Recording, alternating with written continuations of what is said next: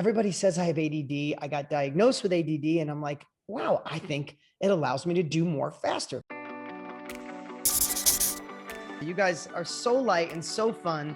I watch more of your stories than I probably should, but but it's light and fun. So, well, Dean, thank you so much for joining us today. I thought it would be really cool to have the perspective of, myself having been in business for more than 30 years. And then of course I invited my partner in crime, my son, Brock, who is also the co-host of our podcast, Build Your Tribe. And then we do a business together. And, although he's been in business, I should say, from his freshman year in college, he's a relatively new entrepreneur. And so I want the audience to hear from both perspectives and to hear the similarities. So thank you for giving us the opportunity to have this time with you.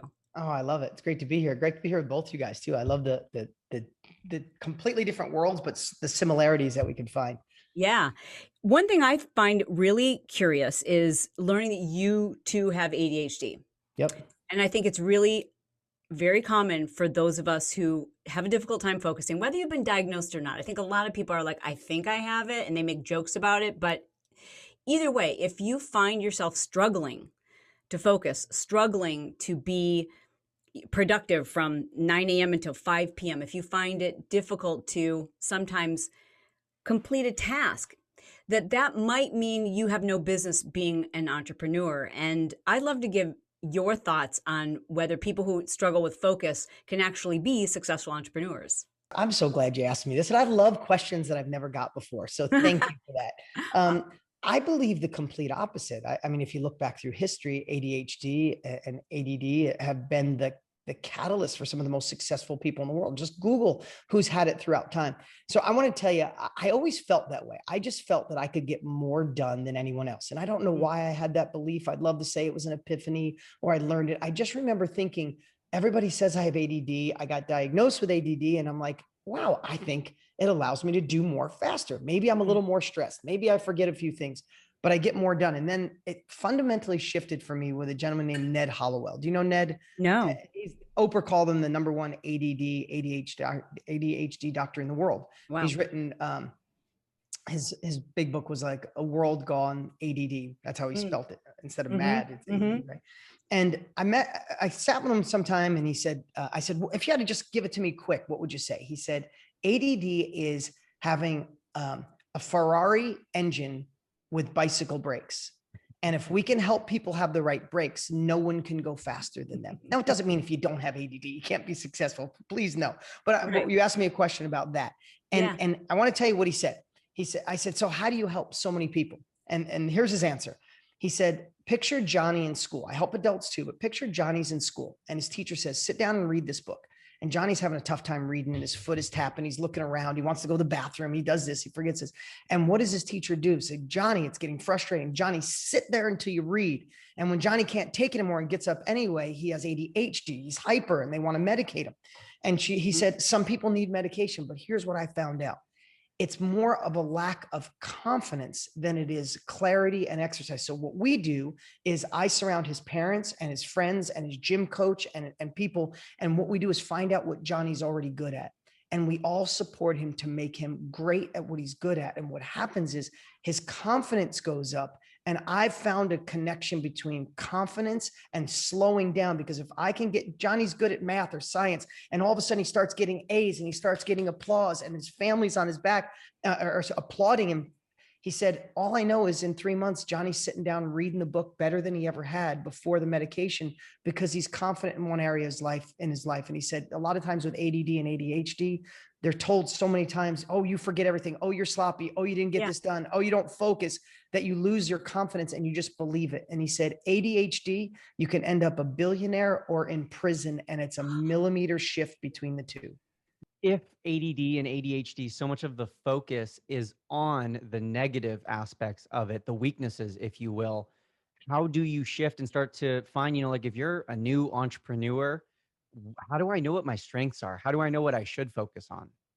Yeah, great question. And I think at the end of the day, right, we have so many things coming at us. And I think we have to be investigative reporters, right? We have to explore, right? It can't be the magical money machine that comes in your inbox every 5 minutes. I'm going to try this, then I'm going to try that. I know that's the tendency, but I think what we have to do is kind of just look under the hood. There was a great quote by Wayne Gretzky that I probably shifted to match, something that really aligns with me. But Wayne Gretzky was an amazing hockey player. He was from Canada, played here in the States. I'm not a big hockey player, but I love people that just excel in what they do.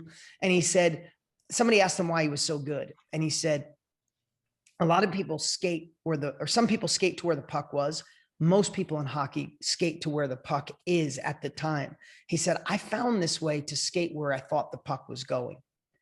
And I think where we get clarity is when we investigate and figure out, where is the puck going? Not jumping on what everybody did yesterday or the thing that's hot today. What is something sustainable and long-term? And again, there's a million other ways to get clarity and focus and all that kind of stuff. But I really think the one thing is, when you know where things are going and you can put your focus on that, it starts to give you more clarity. That's awesome.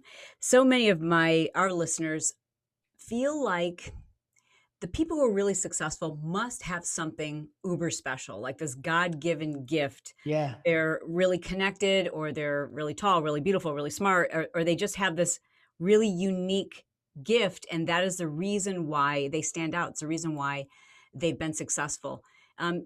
Is that true? And can you speak to that? Well, I'm 5'7", so I don't think it's definitely not the height. No, so 5'2". Listen, here's what I want to share. I know that's the belief from the outside, and it's also the belief that can cripple you, right? And I want you to just think about this. Most people think, because I get DMs every day, hey, if you'll partner with me, if you'll invest in my company, if you could have, and I hear that, but I want to tell you, the most successful people in the world didn't have resources. They had never-ending resourcefulness, right? And I just want to share with you the secrets to being wealthy. I used to think, I had the chance to spend a week with Richard Branson. It was a total fluke thing. I helped raise money for one of his charities. He invited me to his island, and he wasn't supposed to be there. He was there. I get up at 5 a.m. He gets up at 5. He's like, hey, you want to sail tomorrow? It's like, yeah. And I, and I had this opportunity to sail with him, and he's a billionaire. And I remember thinking, well, millionaires, we have to do all these little things, but billionaires, I bet you he's going to open up like a shiny box and sunlight is going to come out and go, and this is how you become a billionaire. Yeah. And it's not. And the part I want to tell you, and I know you've heard this before, if you're listening right now, thanks for spending time with us. I know you have a lot of choices. The little things are the big things. The little things are everything. So all the things when you hear about having a compelling future, focus on solutions. Don't let your old beliefs drive you. Don't let the beliefs of your parents and friends from your child be the beliefs that carry you forward. All of those little things at 52 years old, and blessed to have more success than I ever could imagine possible. And I started in cars, Chalene, just like you did, right? Schlepping cars at 17 years old. When I look back, there was no big catapult. There was these mini leverage points when I said, I'm not going to believe, I love my parents, but if I do what they do, I'm going to get what they have. I'm going to love them, but not model them. I'm not going to focus on what went wrong or whose fault it is. I'm going to take all my energy and focus on what could go right in my life. I'm going to focus. There's things that rob my confidence. We talked about ADD. You want confidence. When I watch the news, it robs my confidence. When I have negative people in my life, it robs my confidence. There's certain things when I work on my weaknesses, I still can't read well. I have dyslexia. When I try to read, it makes me feel insecure. When I'm insecure, it lowers my confidence. I feel like an imposter. I play small. So I do everything in my power to avoid the things that rob my confidence and empower the things that make me courageous. All sounds like boring little stuff, but added up at the end of the day, when other people give up, I don't. And that's the reason you two don't give up, is because you found ways to do these little shifts that keep moving you forward. Success isn't the short game, it's the long game. Who can stay in it long enough to learn what doesn't work, learn what does, and keep repeating it?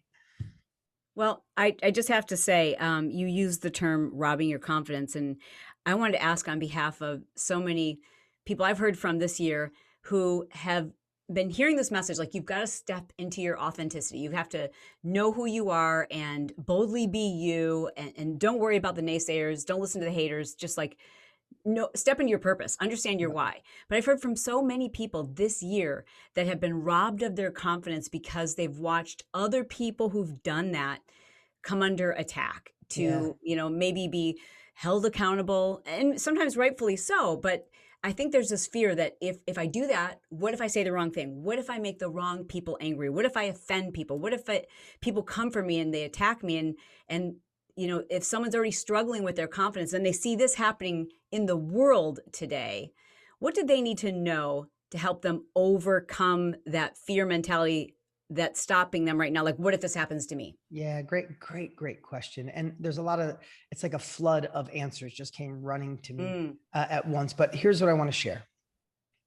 At the end of your life, let's say you're 100 years old and you get the chance to meet your maker, and you sit down with God or whoever you believe. I believe in God. If you sit down with God and God says, okay, so tell me about your life.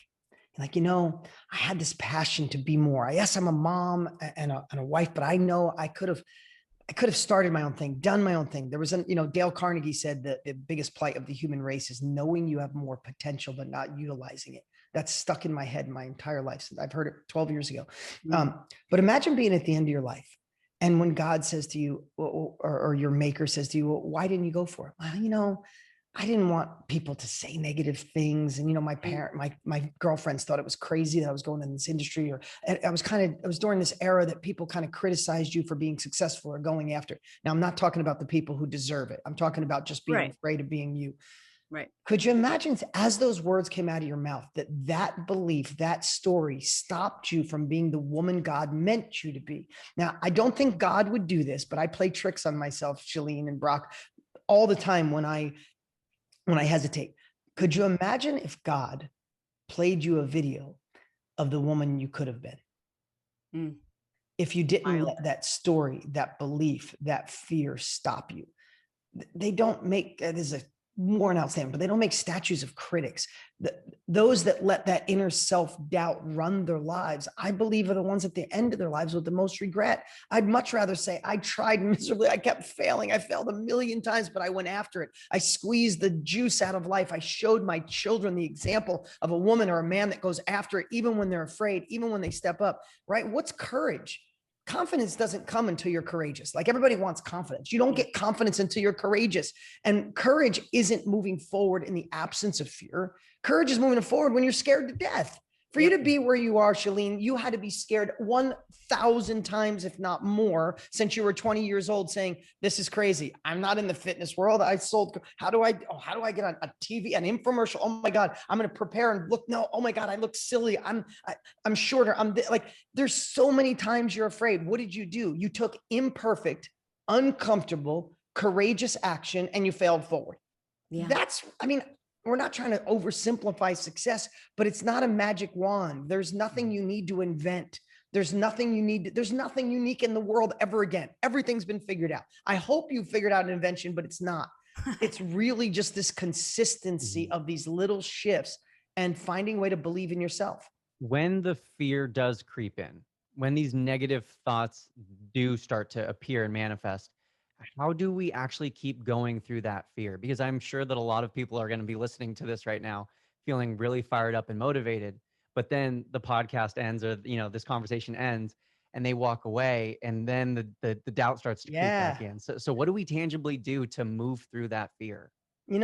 Brock, I'd love to answer that, but it's been about 20 years and I haven't, no, I'm kidding. I still feel, I haven't been afraid at all. And it's puppies, rainbows, and a greased runway, right? It's like bigger success, bigger problems. I'm scared once a week. I say, man, is the world going to figure out that I'm not that smart, that I shouldn't be here, that I shouldn't be a best-selling author and all that? I still have it. I don't think it ever leaves you. But what drives me, Brock, and what a great question. A compelling future is great, but more than that, and I don't want to get into purpose and your why people talk about, but I got to tell you what drives me. I really know what's important to me and what success means to me at this phase of my life. At 20, it was completely different. It was probably partying until 4 a.m. and dancing on a table, getting bottle service. Ridiculous. I wouldn't do that if my life depended on it now.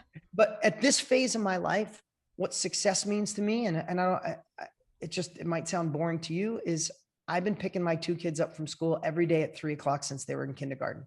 I don't miss a day, 98% of the time. Today at 3 o'clock, I'll be outside when they come out. They're 14 and 12. Pretty soon, they're not going to want to hang out with me. They do. I don't miss a day. I coach Little League. I catch for my daughter. She's a softball pitcher. She's going to pitch tomorrow at 3 o'clock. I clear my schedule because I can. And what's important to me is being in control of my decisions. My parents, amazing parents, they both worked their guts out till 9 o'clock at night. They were divorced when I was 3. They never had choices. They couldn't come to my games. My sister and I cooked our own dinners from 7 years old because they were working. They didn't have choices. They weren't in control. They didn't own their time. They didn't own their future. They didn't own anything in their life. Someone else did. So for me, I know what's important to me. My kids, I'm going to pick them up at 3 o'clock. I'm going to coach Little League, coach softball. When my kids say, hey, Dad, can we hang out this weekend? I don't care what's going on. Or if they say, can we go someplace for a day? I'm going to take every one of those and make my decision. So how does that translate? That's my definition of success. Being a better husband every day of my life to my wife. I'm so in love with my wife. I fall more in love every day. I need to put the time in to make sure that never fades. So when you say you wake up and you don't have that fear, what I think of is no one is going to tell me what I can do with my kids. No one's going to tell me how to raise them. No one's going to tell me I can't pick them up today at 3, or I can't go to this weekend tournament that's 2 states away. So when I think about that, and when I feel doubt, I would chew through a concrete wall. I would bust through anything. I would burn through steel because I know why in my heart, and I fight for it every day. So find, not only design and lay out your compelling future, dig into your heart and why the hell do you want it? It's not just money. It's way deeper than money. And I can attest to the first time I met you, which I don't know, maybe it was it how many years ago? 8 years ago, maybe? Probably 8 years ago. Yeah. And that was, we just had this kind of quiet moment over by the refreshments, and just kind of getting to know each other. And that's what you shared with me. And I'm like, okay, this guy, I love him. Like, that really meant a lot. Like, there's a lot of things you could do. You could share with me your accolades and your resume, which a lot of people do when they're at networking events. But I love that the thing you wanted to share with me was your devotion to your kids and how this life has allowed you to honor that.